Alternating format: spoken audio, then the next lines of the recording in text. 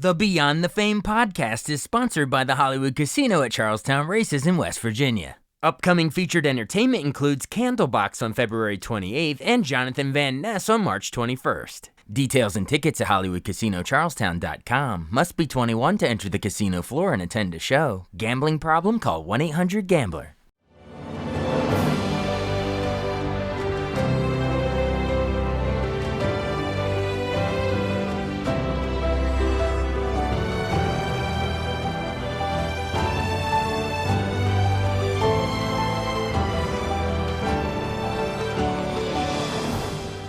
Welcome to the newest episode of Beyond the Fame with Jason Fraley. I'm your host, Jason Fraley, picking the brains of the top filmmakers, musicians, and artists of our time. The Sons of Cream rock the Rams Head in Annapolis, Maryland this Friday, February 27th. I spoke to Malcolm Bruce, son of original singer Jack Bruce, who teams with Kofi Baker, son of original drummer Ginger Baker, to perform Cream's biggest hits from I Feel Free to White Room to Sunshine of Your Love. Hey, Malcolm Bruce, hey, thank you so much for joining us. Hey, Jason, what's going on? How are you? I'm doing great now that we're talking with you.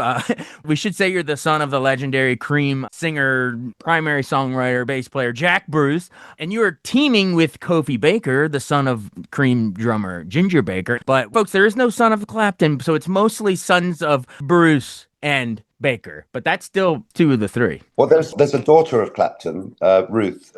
But I don't know her, but I hear she's lovely. She's actually a friend of mine.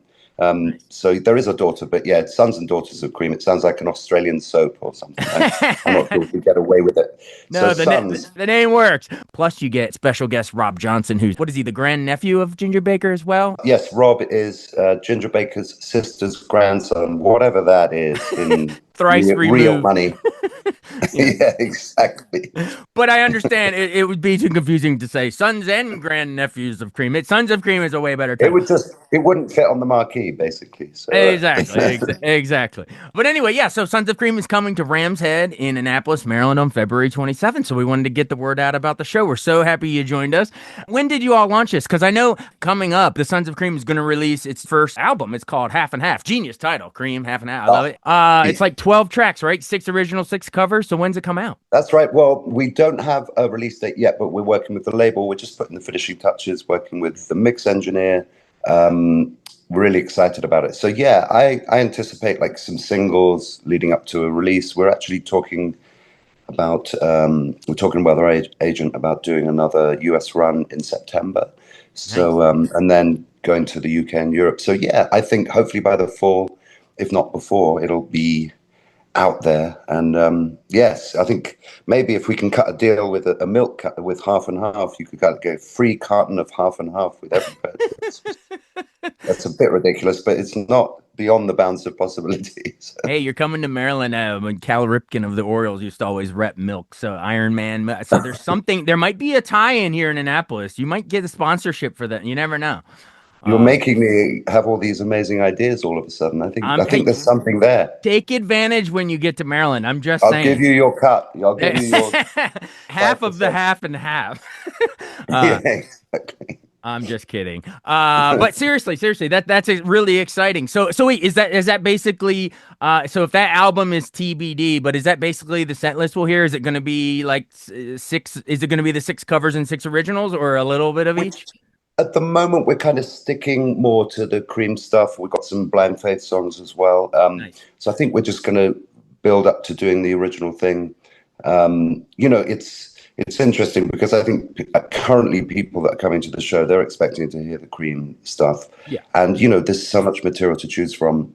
And because it's so much based on improvisation, we can stretch out one song for 15 minutes. So Kofi's drum solo is like, we've timed it. Usually it's around like 17 and a half minutes, I think. So, it's excessive, but I think people love it. So yeah, I think we're gonna sort of start introducing the original stuff. I think sometimes these things take a little longer than anticipated to pull together, and we want to get it right. I think we're really excited about the original component. We're not writing to sound like Cream. We're writers in our own right, as it were. So, sure. So there's a nice contrast there. But the thread that hangs it together, I suppose, is the three of us making the music together. Kofi's drumming is very unique. He doesn't really sound kind of like his dad. He doesn't sound like any other drummer. So, when you work with somebody like Kofi, there's this kind of palette that emerges that's very wonderful and different. And so, yeah, I mean, I'm really excited to get this out and hopefully for people to love it. So, yeah, so we're taking our time with it, basically. Hey, you know what? You got to allow enough time for coincidence to become inspiration. So there's no wasted motion. Just it takes the time it takes. But if folks are listening to this and coming out to Annapolis at the Ram's Head, it's going to be mostly the covers of all the great Cream songs you know and love, and maybe a sneak peek at some of your Sons of Cream originals you might slip in as they get ready throughout this tour. Yeah, absolutely. So can we just stop there? And what you just said was very beautiful. When you allow, what did you say? You feel free to take it and run with it. It's called "You Have to Allow Enough Time." It was what I'm gonna allow enough time in your life. I'm gonna steal for that coincidence to become inspiration. There you go.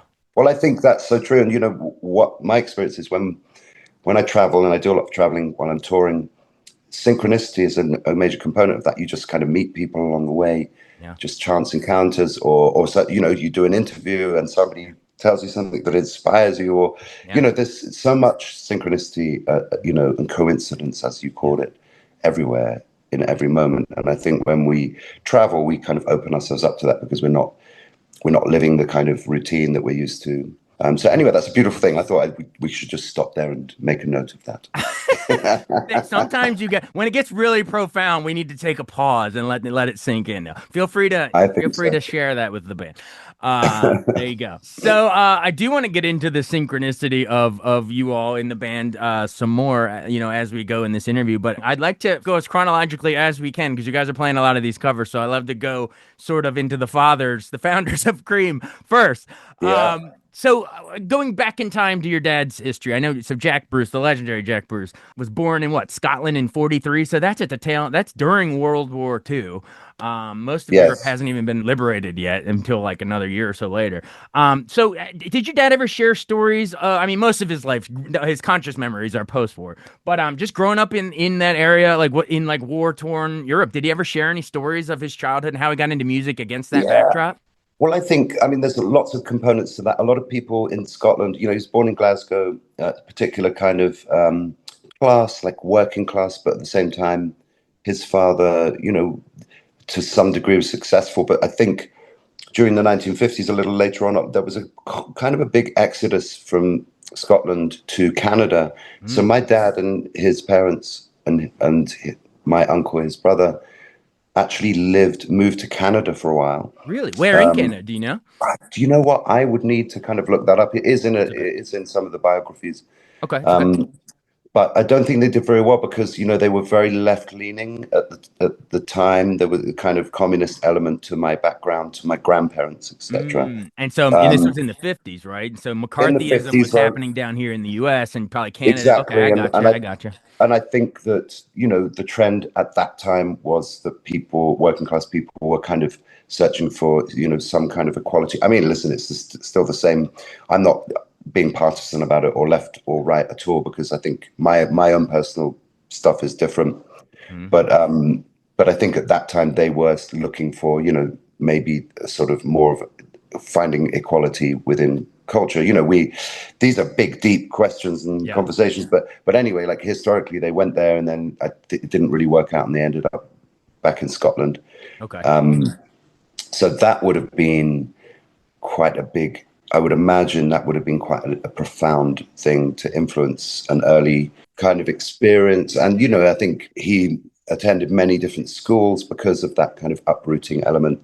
Yeah. I would imagine that in the 1950s, if you grew up in a little town and you never really left, you might have certain expectations, work in the factory or work in a shop and get married and have a certain kind of life. And I think for maybe looking back on it, because of those formative experiences, my dad was it was easier for him to escape, to feel like he could just kind of split. And he ended up, when he was 17 or 18, he went to Italy and he was playing on a US Air Force base over there for a while, playing the bass in a sort of jazz band.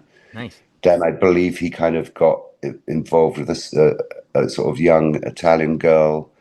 Something went down, and I think he had to kind of run away very quickly. He came back to the UK. I won't say anymore, but you know, he was probably like 17 or 18, and this girl was 16 or 17 or whatever, and maybe she got pregnant, or maybe it wasn't. It was frowned upon or something. Hey, That there's a deeper story here. You can't tease that and then just say moving on.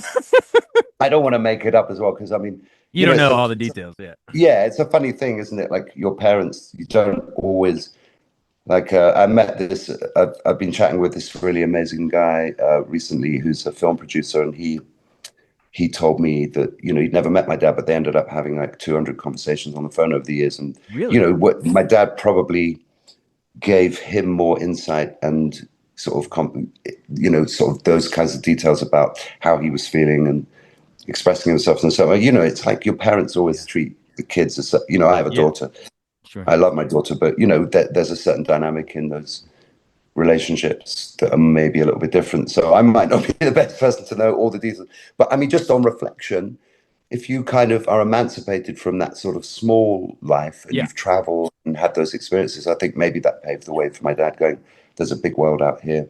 Gotcha. And so, you know, he, as a teenager, was playing in Italy. Then he ended up coming down south from Scotland to London.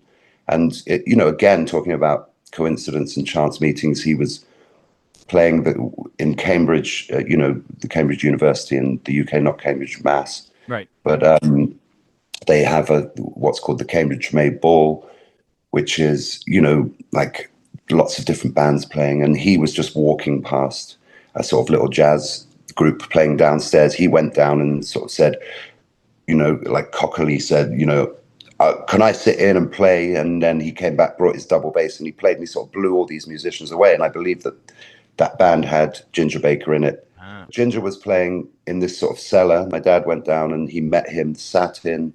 Also, Dick Hextall-Smith, who was the saxophonist in the Graham Bond organization. And so they kind of met my dad. They all went, wow, who is this young, spotty Scottish man blowing, you know, just mind-blowingly great? And then they kind of tried to find him, and eventually they found him like sleeping on someone's sofa in London. And they kind of introduced him into the London music scene. And it was kind of like the jazz scene, but they were kind of discovering what's called R&B. Yeah. At that time, it was called R&B. It's not like R&B is called now, but it's so like rhythm and blues. Rock, kind of? Blues, yeah, blues, the kind of emergence of the very early blues rock stuff that was happening. Yeah. And then, you know, we're talking about 1961 here, 1962, very early on. And then they, you know, my dad ended up joining the Alexis Korner Blues Incorporated, which had Charlie Watts on drums, the drummer from the Stones. And then and you know, so Mick Jagger would turn up before the Stones were formed. He was at the London School of Economics studying how to become rich, and you know, he would like turn up to the Alexis Korner shows and say, hey, can I sit in? And so it was just all this very early form. Everything was forming and brewing in 1961, 62. And then when Charlie left to join the Stones, he recommended Ginger to become the drummer in that band. And then Graham Bond was part of the band. Dick Hextall-Smith, the sax player, was part of that band. And then they eventually broke away and formed the Graham Bond organization. Right. They did a really quite an influential album called The Sound of 65. Mm-hmm. And then played just hundreds and hundreds of shows over a period of 2 or 3 years. And then literally the next year, 1966, Cream was formed. Yeah. And they took over the same circuit. So I don't think any of them anticipated that Cream were going to be this global, you know, I think people have to remember that it wasn't like it is now, where you go, okay, let's plot a graph on the computer. The trajectory is, you know, 18-month album cycles. Right. We put 464 million behind Taylor Swift, then everyone is going to buy the record. And everyone, you know, it's like very organic. Yeah. Yeah, this was like working musicians that would just, you know, my dad did tell me, would tell me he'd go back to Scotland, and all his friends that he knew there were the people working in the factories, the true working class. He'd go back a little later on when he had that level of success. He'd be sort of driving back in a sports car and buying all his mates a pint in the pub and all of that stuff. Yeah. But it was just, they never anticipated that. But even before the fame, they were making more money than their parents were making, just being musicians, Yeah. playing little gigs, club dates. So all of that was shifting and changing. I think the '60s, we think of it as kind of the sexual revolution and Yeah. all those shifts and changes. But I think there was just in so many ways, economically, the fact that the class system was to some degree at least appearing to break down in the sense that you could be a working class person and Yeah. through sport or music, you could Yeah. suddenly be emancipated from that background and be hobnobbing with royalty in clubs or maybe even gangsters or the Cray twins or whatever. It was like everything was kind of this big brew of sort of anything could happen. And I think that was, because of that, I think many things happened that couldn't have happened previously. And Yeah. maybe we should get back to that, that sense of possibility, but, or maybe we do, maybe there is. What do you think? I think it's still there. It's there. We Maybe just got to without tap that. into it. We got to drown out the noise that doesn't want it to happen and get back to that. Yeah, and I think also we're just hating on each other so much at the moment, about like if somebody doesn't agree with our politics, then we're Yeah. supposed to kind of cancel them or unfriend them on Facebook or Yeah. tell them that they're a Or terrible person. It's watch like, different halftime shows because it's in a different oh my language and blah blah goodness, blah. Like, come on, let's knock it off. Yeah. yeah, like there's just not everyone has to be the same. Yeah.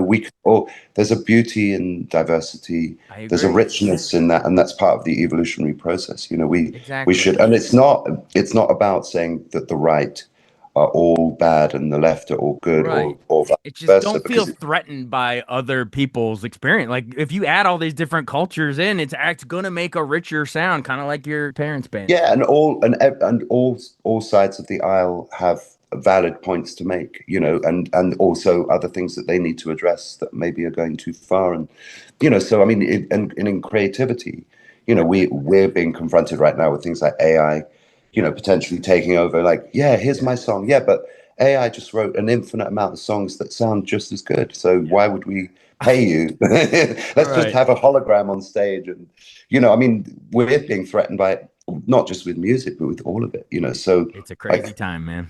it's really, but Really also really crazy. beautiful. Like I think, Yeah. in terms of expressing what's going on, we've got a lot to be able to write about and Yeah. explore, talk about. Absolutely. So Absolutely. Well, long before AI is rearing its head, I love how you're saying that it all came together sort of organically, opposite of AI.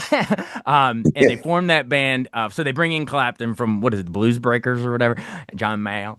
Um, yeah, so let's go into that first album, Fresh Cream in '66, because the iconic song I Feel Free is on that. And that song's almost like a intoxicating little, it just takes you on the ride with it right from what is it, bump, bump, bump, bump, and then that hum start. Is that your dad on the hum? yeah, Is yeah. that yeah. He's doing all the. I think Eric and my dad are kind of showing the vocals on that. It's some really quite beautiful harmonies and Yeah. kind of contrasting melodic stuff going on. Yeah. It's the first Jack Bruce Pete Brown Yeah. collaboration. The So Pete song, Pete Brown is the lyricist poet that your dad co-wrote a lot of the stuff with, right? he is. Well, interestingly, I've been thinking about this a lot because my mum, who's in London, Janet, she Yeah. co-wrote some songs on this album. I mentioned songs, Sound of '65 with Graham Mm. Bond the year previously, and then she co-wrote two of the songs on Fresh Cream. Was it And sweet, Pete, sweet, sweet wine and sleepy time?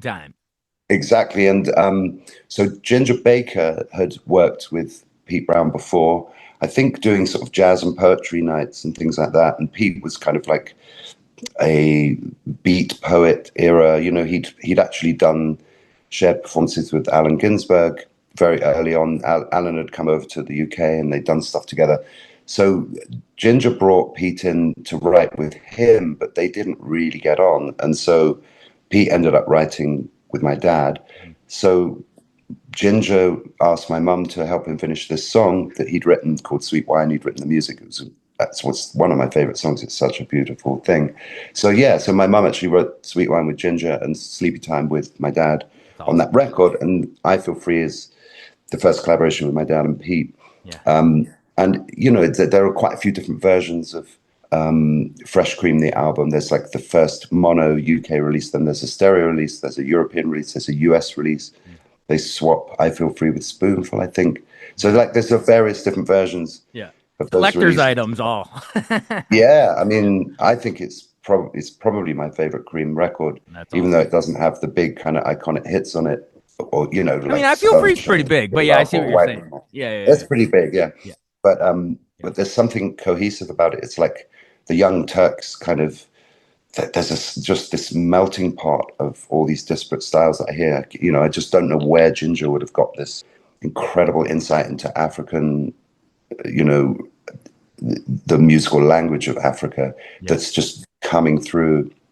And there's Scottish folk music, there's the blues, the pure blues stuff that Eric understood, and all kinds of things. So yeah, your dad starts writing a lot of this stuff. In addition with your mom's contributions, I'm glad we gave your mom a shout out there because they got engaged I guess like right before Cream even launched. Oh yeah, right at the beginning. Yeah, Yeah. absolutely. But we were talking about your dad and Pete Brown sort of co-writing a lot of those songs, and that includes on the second album, Disraeli Gears in '67, probably the band's most recognizable hit, "Sunshine of Your Love." Yeah. In my opinion, probably the best needle drop in a movie ever in Scorsese's Goodfellas, right? With the slow motion in on De Niro as he's smoking and just staring down. What is it, that guy that sells the hair? Well, interestingly, you mentioned that.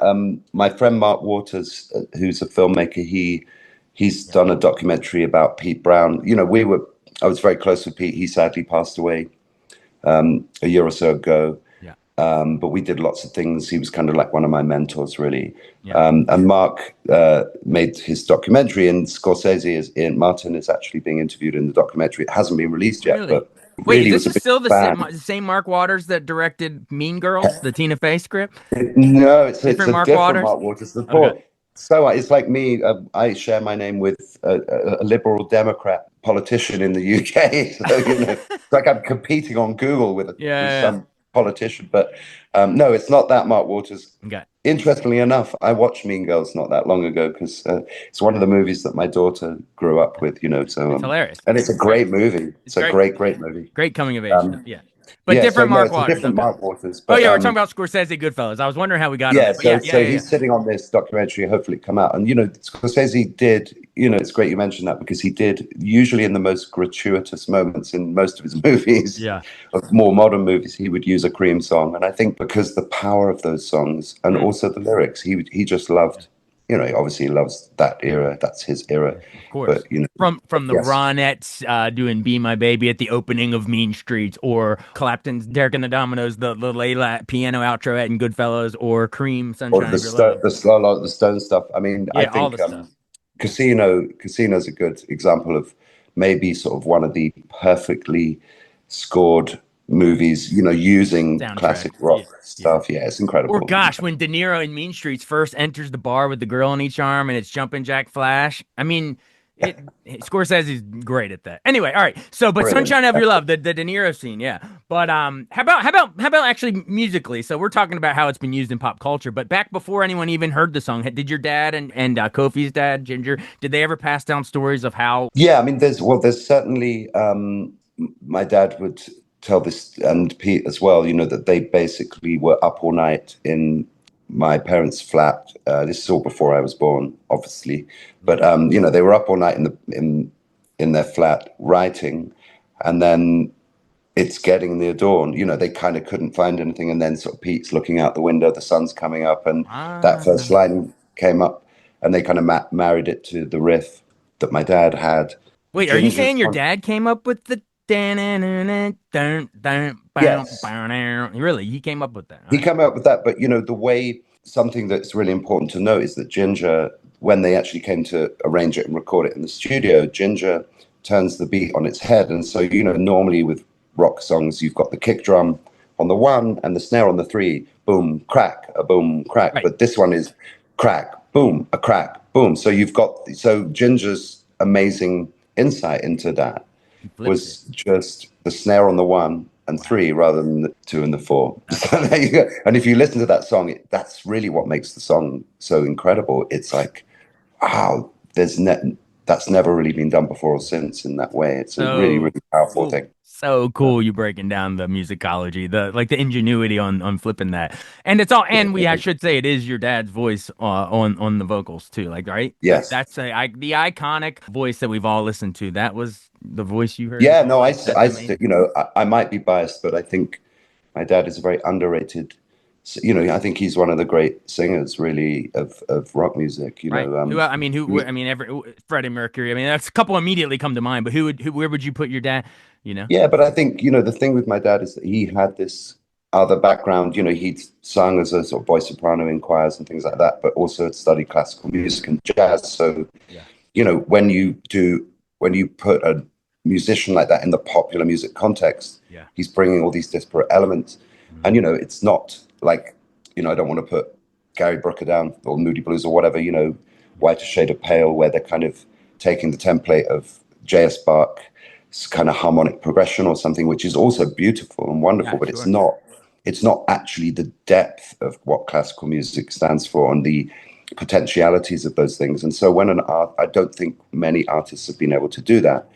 It's something that I hope to do with what I'm doing, Yeah. that you bring into the popular context a depth of musical understanding, you know.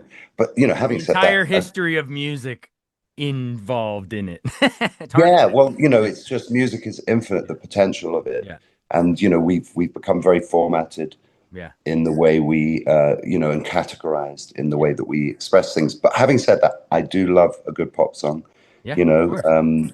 So there you go. I mean, Yeah. there's sometimes that a lighter kind of more superficial, not superficial, but more joyful kind of on the surface form of expression can be really a powerful thing as well because we're so uptight and take ourselves so Yeah. seriously. And it But it's reaches nice more to just let people. loose. Yeah. Yeah, but Well, it's and nice to to me, it's just the same. let If you loose can't tell I'm a sometimes. big movie guy, but I love a movie that is a roller coaster ride on the surface, but like a Hitchcock movie. But then you look Yeah. at it, or modern example like a Jordan Peele Get Out. But then you look multiple times, and there's all the symbolic layers. Like it's possible to do both Well, in a and I pop think format. You know? Yeah. musical theatre is a great example of that as Yeah. well, where you can have some kind of you know Broadway show with songs, and everyone thinks it's you know Right. some light thing, but under the surface, it's really sinister and dark, and the thematic Oh yeah. material that's being kind of played out. And so I think that's, I mean, one of my favorite things about Yeah. musical theatre is that you can do that. You can kind of have a really twee Yeah. story. But I mean, you know, Book of Mormon might be a good example of that. Sure. You The know, South where Park like guys. it's like it's sort of very silly on the surface, but actually they're really kind of pointing out some deeper themes and Yeah. I saw that you on know, Broadway and laughed my butt off. They're singing about, amazing. dysentery, etc. But the themes they're breaking down, if you really think about it, are pretty incredible. Um, Yeah, and I think that particular tradition, going way back, yeah. you know, going back to you know Oscar Hammerstein or whoever, you know, Yeah, yeah. they play Sondheim with and those all things, those. Yeah, right? Like absolutely. Oklahoma or whatever, you Oh, know, absolutely. those things can be amazing in that way, like multi-layered expression of ideas. You know, I I love agree. that. I agree entirely. I agree entirely. Well, maybe we'll get the Cream the musical, the Broadway show at some point. Well, maybe The that, or jukebox musical. I mean, I'm writing a bunch of different. I'm Yeah. writing opera at the moment as well, like more classical oriented Nice. stuff. But I do have a musical theatre idea, but I won't say anything about it now. But it's kind of like a junky musical. I'm not sure if it's ever really been done before, but based on a movie from the 70s. What's the movie? Oh, I can't remember right now. Oh, okay. It's what the Nice. title I gave it, but yeah, maybe we can talk about it if I ever get it together.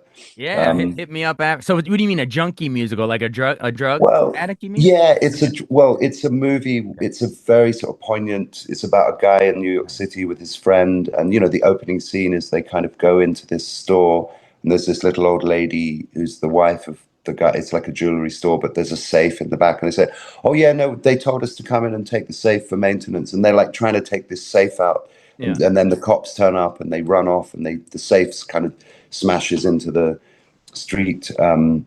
It's actually got Karen Black. I don't know if you know her. Of She's an course, amazing. yeah. Back in Yes, the so day, she's in all that. those great movies. What was it? Um, Was she an Easy Rider or Five Easy Pieces? I think. Five Easy Yeah. Pieces, which is one of the great movies. I mean, that's an incredible movie. Oh yeah. Interesting. Well, now, Oh, yeah. When it you're a proper movie buff. You actually, I'm impressed. That's my Great. thing. Give me a year. Really? If you give me a year, I can tell you what won, what the other big movies are. Like it's all stored up there. So yeah. Okay, 1973. 73. Well, The Exorcist was the big movie that year, but The Sting won Best Picture that year. The Redford Oh wow, Newman. Yeah. that's Yeah. But great. you also Great. get Don't Look Now for you British fans, and all there's a bunch of movies that came out. Mean Streets was that year. A bunch of great Don't movies. Look Now is the one Badlands. set in Venice, right? That's yeah, absolutely. With Donald Yeah, yeah, yeah. Sutherland and Julie Christie, and they're looking That's for their wow. daughter in the red raincoat, and it's trippy. Well, hey, we'll sidetrack all day long. But my segue is, you said it's like a junky musical you're thinking about. Isn't on the third album, Wheels of Fire '68, the song "White Room"? You mentioned junkies? Isn't it Brown, the co-writer of your dad? Pete Wasn't that Brown. him detoxing in like a white walled room? Yes, I mean he kind of romanticized all those things, but yes, I think knowing him, he never took drugs after like 1968, drugs or alcohol. So he was very clean living. But interesting enough, at the end of his life, we actually had the good fortune to make his final record, his own solo record with Joe Bonamassa and a bunch of different people on it. It's called The Shadow Club. And right at the end, they'd given him medical marijuana, because he had advanced stage cancer. And so the last time I saw him, which was in the recording studio a few weeks before he passed, he had this kind of cherubic glow to him. And he said, yeah, they've given me some medical marijuana. Like, I guess he was eating gummies or something, So right at the end, he'd gone back to a little bit of stuff. But yes, I think at the time he was detoxing, and he was, he would probably have called it a cupboard. He was living in a cupboard or something. I don't know. Right. But I'm sure he wasn't really living in a cupboard. But yes, the White Room, in the White Room with black curtains at the White stage. room with black curtains. So that was where he was staying, trying to Yes, get over his drug and alcohol addiction. And he did. exactly. Yes, And he a did. legendary song. And of course, that album also had Crossroads. I went down to the crossroads. We've heard Clapton do that over the years, too. Great song. Yeah, so it had Crossroads and all that. I think it was like a double album, right? It was one studio and one live. Right? So Wheels of Fire, pick that up. Yes. Everyone, listeners loved that about Cream. And then just to round it out before we run, the fourth album, fittingly titled Goodbye. I guess it comes out in '69. I think George Harrison was even part of that song Badge, like co-wrote it, played on it, right? Yes. So remind our listeners, I mean, it's been extensively written about, but just for posterity for our listeners to this podcast, like why did your dad and Kofi's dad, why did they end up breaking up? I know they would reunite years later, for the Rock and Roll Hall of Fame in '93, and they toured in '05, but why did they break up?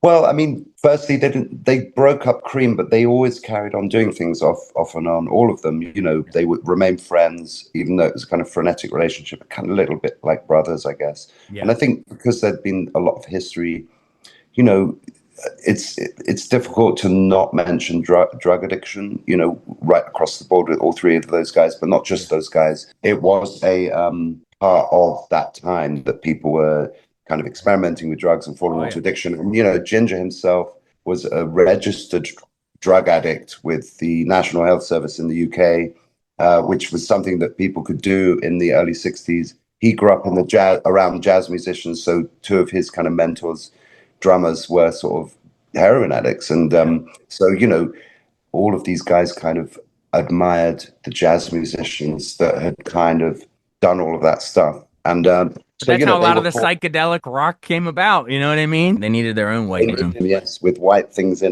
powders in it or whatever. I don't know. But, thankfully they did it all. And so we didn't have to do it. We didn't have to make the same mistakes. But, right. But my dad struggled with those things a little later on as well. And so I think what I heard was that one of the stipulations that when Cream was formed, was that Ginger had to kind of give up taking those drugs. And so he did. But then towards the end, I think their schedules, just relentless touring, never really time off, and I think that had a big impact as well. Just also these guys that, suddenly they were world famous. They were just kids, just musicians. And, yes, you'd had the Beatles and you'd had Elvis and whatever, but that was a different kind of thing to actually just real musicians who weren't prepared for that. They weren't searching for that. They just wanted to get paid and play music. And suddenly, over a course of like a couple of years, they were, pictures in the magazines and sleep with my wife, here, take my wife, or whatever, like just crazy, crazy stuff I can imagine. Yeah. And so that might have been really hard to handle. And I think it just sort of started imploding. Eric also was, he was maybe not comfortable with some of the more experimental stuff that, my dad was moving in the direction of, an expanded musical palette. I think Eric wanted to play the blues. He wanted to, and he was more attracted to that. Then there was some kind of interview with Rolling Stone magazine where that Eric did that was kind of had a negative impact on the whole thing. And I think it just sort of imploded like many bands do. Egos, different agendas, and, just too much work in too much of an intense time. I find myself touring, I have to keep myself together. So I don't drink or do anything. I meditate. I'm living a very clean life in order to just function and, do go from gig to gig, and the traveling, and, to keep ourselves together, we have to have some kind of routine to do that. And I think so, yeah, I mean, I think it was just too much for them to handle in whatever way. But, as I said before, they did stay together. They loved each other. They did collaborate over the years, and right to the end, So yeah, it's an amazing story. That they shared, the three of them, and of course they did so many different projects individually as well. So and Eric's still out there doing it, which is incredible. Well, I mean, needless to say, Clapton had a hell of a solo career after that, as well as the others. Absolutely. Do you have a favorite of before we go? A favorite from Eric's solo era? That's really hard. Do you ever really mix it hard, in on stage or no?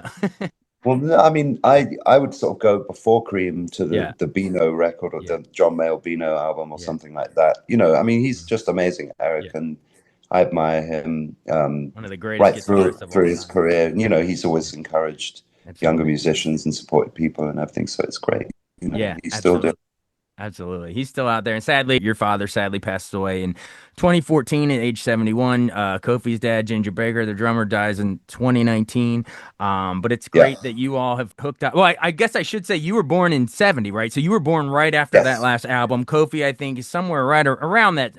He's a little older than me, or something like that. Yeah, 69. I think, but basically, you guys weren't alive for the majority of this. But I guess you're just fumbling through your dad's albums. You discover them growing up, and then you get into music yourself. Yeah.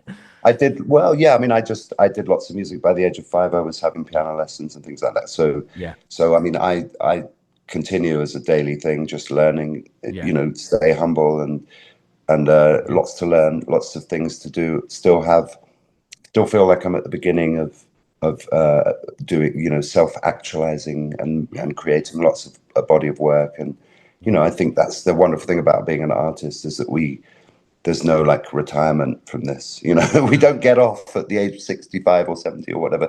I anticipate, working nonstop, composing and playing, and, it's just a joy to do it. So I'm very grateful to be able to do it, really. And, yes, being the kid of a famous, iconic musician, it's kind of easy to fall into this, but I don't want to do it forever. But it's certainly something I enjoy doing. And I think the three of us in this band have a synergy together.